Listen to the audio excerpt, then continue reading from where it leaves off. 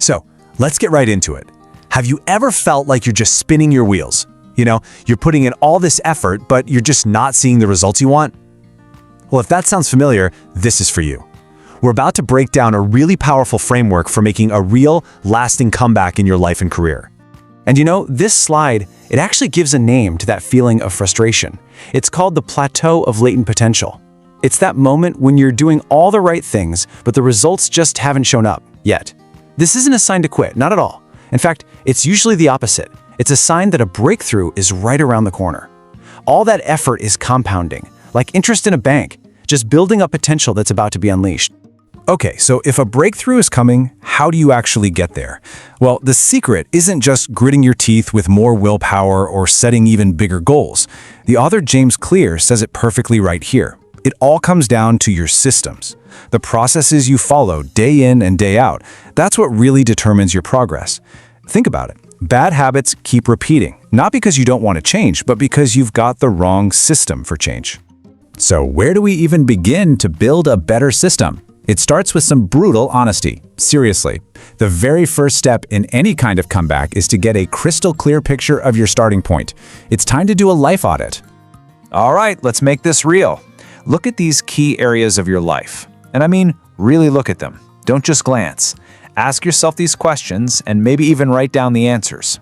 Are you feeling energized most days, or are you just tired all the time? With your finances, are you actually saving or just surviving? Are your relationships lifting you up, or are they dragging you down? This is where you find the truth, and clarity always comes from truth. And to go just a little bit deeper, here's a really powerful question to ask yourself. What's the one thing you need to learn more about right now? Is it personal finance? Is it communication? Maybe a new skill for your career? Just identifying this knowledge gap is a huge step toward actually filling it. Okay, so now that we're clear on where we are, let's talk about the engine of change. In this is the big paradigm shift. It's about taking your eyes off the finish line for a second and focusing instead on the steps you're taking every single day. We're going to talk about building systems. So understanding this difference is absolutely crucial. Goals are fantastic for setting a direction, right? Like, I want to run a marathon. But systems are what actually get you there. It's your training schedule, your diet, your sleep routine. Goals are about winning the game one time. Systems are about building a process that lets you keep playing and keep winning over and over again. So how do we actually put this into practice? Well, a great way is the 12-week year framework. Instead of some vague New Year's resolution that just fizzles out by February, you create these focused 12-week sprints.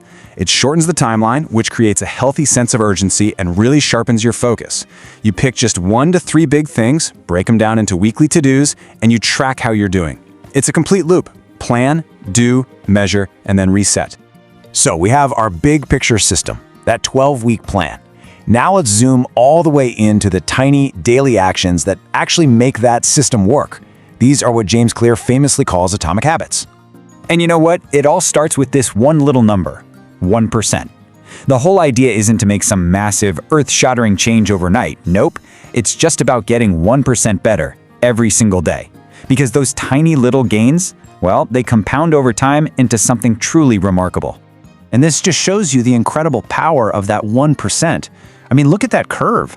If you get just 1% better each day for a year, you end up almost 38 times better than when you started.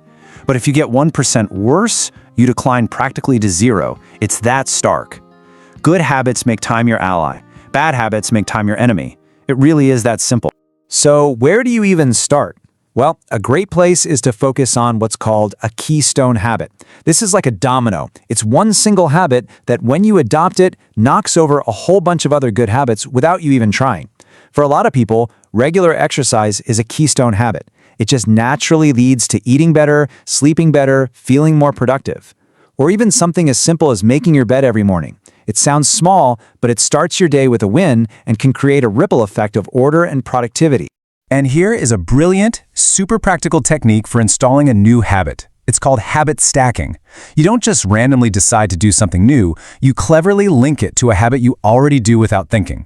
So instead of just, I'll meditate more, you say, after I pour my morning cup of coffee, I will meditate for 1 minute. See how that works? You're anchoring the new behavior to something that's already wired in, making it almost automatic. Okay, we've talked about systems, we've talked about habits, but now we get to the deepest, most powerful layer of all of this. This is the ultimate unlock that makes change actually stick for good. It's not about what you do, it's about who you become. So change happens on 3 levels, as you can see here. Most of us, we start on the outside. We focus on the outcomes, the results we want to get. Some of us get a little deeper and focus on our processes, the things we do. But the most effective, the most lasting change starts from the inside out. It starts with your identity, with what you believe about yourself. Just look at the difference here. An outcome-based goal is, I want to lose weight. It's an event. An identity-based goal is, I want to become the type of person who moves their body every day. That's a fundamental shift in how you see yourself. You're no longer just chasing a result, you are simply acting in alignment with who you are. The motivation doesn't come from the outside, it comes from the inside. And this is the core of it, right here. Your identity isn't something you just magically decide on one day. It emerges from your habits. Every single time you go for that walk, you're casting a vote for, I am a healthy person. Every time you put money into savings instead of spending it, you're casting a vote for, I am a disciplined saver. Your daily habits are how you prove your new identity to yourself, one small action at a time. All right, so we've covered the why and the how. Now, let's put it all together into a concrete plan you can literally start today. This is your 90-day comeback, and it lines up perfectly with that 12-week year system we just talked about. So here's the roadmap. Month 1 is all about that audit we did at the beginning, getting total clarity on where you are and where you want to go. Month 2 is about repositioning. You clean up your public profiles like LinkedIn and you start learning that one key skill you identified earlier. And month 3? That's all about execution. You stop just doing the work and you start showing the work, making sure your value is visible to the right people. So that's the framework. You audit where you are, you build systems instead of just goals, you master those tiny atomic habits, and you anchor it all in a new identity. But in the end, it all boils down to this one simple, powerful question. The choice isn't really about next month or next year. It's about right now. Every single action is a vote. So who are you voting to become today?